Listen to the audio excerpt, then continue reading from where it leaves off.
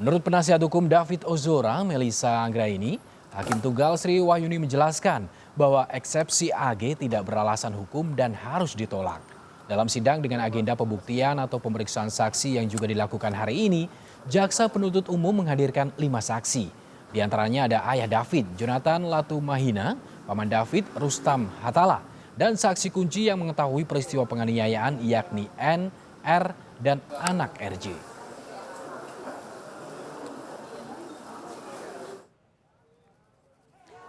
Sementara itu, saudara, besok terdakwa penganiayaan David Ozora, Mario Dandi, dan Shane Lucas akan dihadirkan dalam persidangan AG. Keduanya dihadirkan sebagai saksi. Sidang akan dilakukan secara tertutup. Selain itu, JPU juga akan memanggil 4 saksi ahli, diantaranya 2 ahli medis, ahli hukum pidana, dan ahli digital forensik. Total ada 15 saksi dan 4 ahli yang dihadirkan jaksa penuntut umum selama persidangan. Setelah posisi kamera disiapkan oleh MDE, setelah melakukan free kick